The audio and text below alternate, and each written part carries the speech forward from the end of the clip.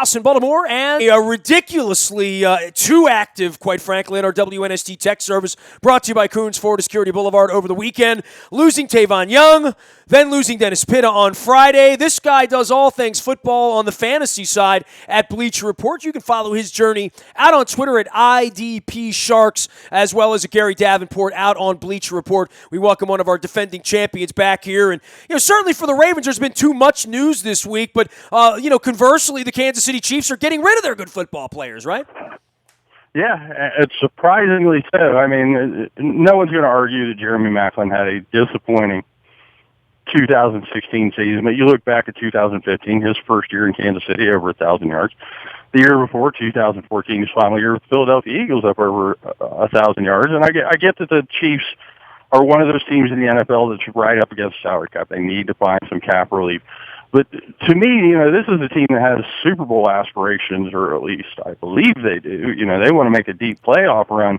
And to get rid of easily their most proven wide receiver, I mean, they're putting an awful lot of faith in young Tyreek Hill to not only continue to grow as a player, but now he's going to be the number one wide receiver on the team. There's going to be even more attention paid to him from opposing defenses. And, I think Kansas City's loss is going to be another team's game. I mean, Jeremy Maclin's only 29 years old.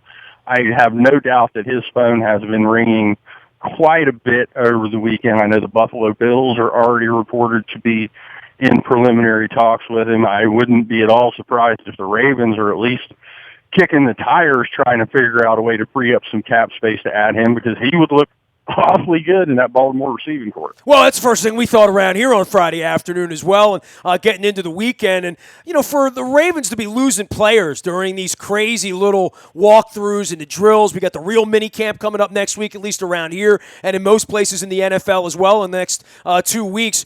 Boy, this is the time of year you don't be losing football players, especially not starters at nickel and emerging young football players. The worst news you can get this time of year is an injury to a starter.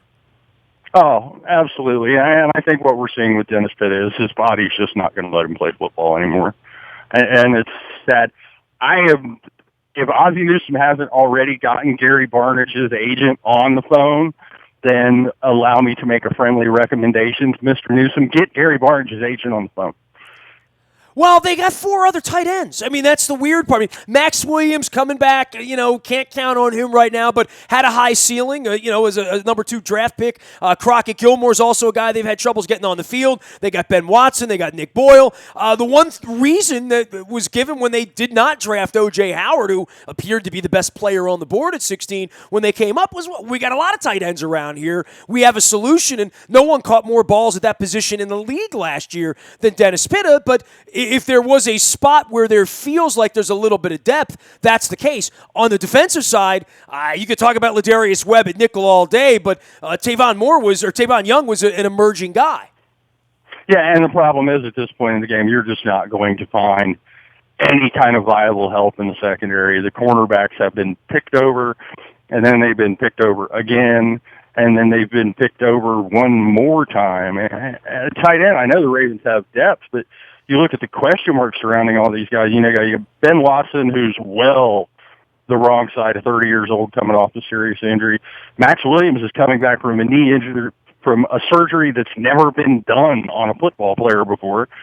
And as much as Joe Flacco likes to throw the ball to his tight end, I mean, and you couple in the question marks surrounding the wide receivers involved, I mean, there were already a lot of questions surrounding the Baltimore offense and how well they were going to be able to move the football on that side of the ball in 2017. And losing Dennis Pitta does not help that one little bit. He is Gary Davenport. You can follow his journey at Bleacher Report as well as at IDP Sharks. He is the fantasy insider at Bleacher Report. Give me a little fantasy update here for the offseason. I guess, watching the rookies, watching guys that are second-year guys and who's going to emerge and how offenses are going to play the game. Some thoughts about some individual players that you are at least exploring a little bit more as you start to put your early projections together for August and for fantasy season.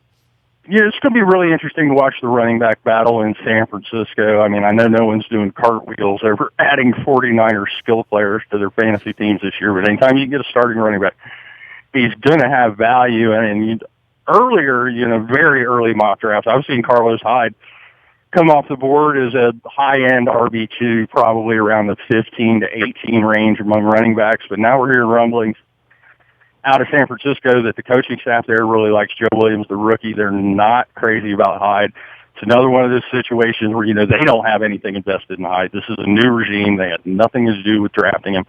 Hyde's been effective when he's on the field, but has struggled to stay on it. So right now I would be very leery of investing too much in Carlos Hyde until we see how that shakes out. And I'm going to be wary all summer long. Just about every draft I've done so far this year, which I've already done a few for, fantasy football magazines and stuff that I write in. The first three picks have been Le'Veon Bell, Ezekiel Elliott, David Johnson, in some order of those three. All three of those guys last year were over the 325 total touch mark. I think Bell may have come in just under, but he led the league in touches per game at 28. The historical data over the last 10 years on a running back that touches the ball 325 more times in a season, the average decline the season after is about 25%.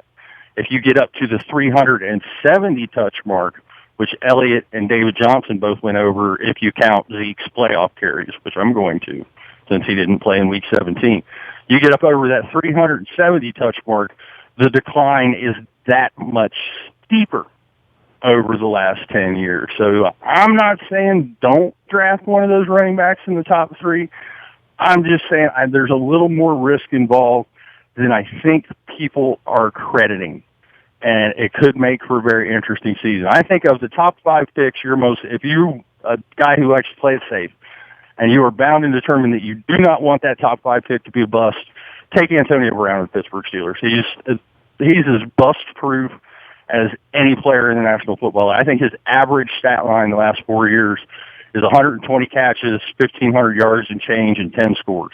Dude, this is why I don't play fantasy football, right? I mean, people say to me all the time, like, I have a fantasy team. They're called the Ravens. When they win, I win. When they lose, I feel like garbage for a week. I could not have Antonio Brown or Ben Roethlisberger or Le'Veon Bell on any team that I would associate myself with that I wouldn't want to not win, right? Hey, I'm a Cleveland Browns fan, so I mean, that's why you have a fantasy team. That explains it. You don't have a real team, It's hard for me to take the Pittsburgh. It's hard for me to put a Raven on there. And early in my fantasy playing days, I was a little more stringent about not wanting those guys. But now, if you'll put up points for my fake football team and help me win a trophy, then I can look past. I mean, I can't be watching the 4:00 games rooting for the Steelers, dude. That's just no way I can do that, No, I can rationalize it. See, here's what you do. You root for the Steelers to lose. You just root for that guy that's on your fantasy team to have a good game in defeat. Yeah, I want Brown to catch 3 touchdowns, but I want him to lose 38-31. Exactly. Yeah, I can rationalize anything. Just give me a minute. Well, I mean, especially if, there's consideration involved in your said fantasy league. He is Gary Davenport, IDP Sharks is the way to find him, out on Twitter. Last thing for you, a couple of surprise teams for you. What are the teams you're looking at? I think the Chiefs were one of those teams. People thought, well, they're coming along, then they get rid of their best wide receiver, and now you're scratching your head again. I've heard a little bit of conjecture here about the Raiders and Carr and him coming back because they were so impressive last year. I'm a little worried about them coming back, and I think there'll be a little hangover in Dallas, as you seem to think there will be with Ezekiel Elliott and a rookie quarterback coming back into the sophomore year. Yeah, it's going to be really interesting to watch how the Tampa Bay Buccaneers handle this summer in the early part of the season. There are increased expectations coming off the 9-win season. They're going to be the team that's going to be featured on Hard Knocks, but they did add some really nice pieces on the offensive side of the ball. Already had the nucleus of a nice young defense. I think that's a team. I think the NFC South is going to be a lot more competitive in 2017 than it was a year ago. I expect the Buccaneers to be better. I think the Carolina Panthers are going to bounce back a little bit after a disappointing 2016. On the AFC side, Tennessee in the AFC South. I mean, you look at what that team was able to do last year. Had Marcus Mariota not went down toward the end of the season, that was a team that would have been right there with the Texans in the AFC South. I honestly think they would have caught Houston and won the division had he not gotten hurt. They added several weapons for him in the passing game, couple pieces on defense, and that's a division it's eminently winnable. I don't know that the Texans are going to be substantially better this year than they were last year, and I like Deshaun Watson. I just quarterback play kind of caps that team a little bit. So I think the AFC, I think both South divisions are going to be very competitive, enjoyable to watch this year. Gary, always enjoy having you on the program. We'll make a longer visit next time as we get closer to fantasy season. I'm going to send everybody out to Bleach Report to check you out, and you get it going here pretty good in the summer, right? With the for anybody drafting in late August, you're trying to give these sort of tips over the next 10 weeks as we get closer up on it, right? Oh, absolutely. Next month or so, if you go to the newsstand at your local grocery store, I write for the magazines for fantasy football diehards. There'll be 4 of them coming out during the summer, and I'll be cranking out fantasy material at FantasySharks.com. A couple articles a week every week from now until week 1. All right, man. Always a pleasure to check in with you. Keep it warm here during baseball season and basketball season out there on the lakes, and we'll get ready for football here soon. No, it's always football season, sir.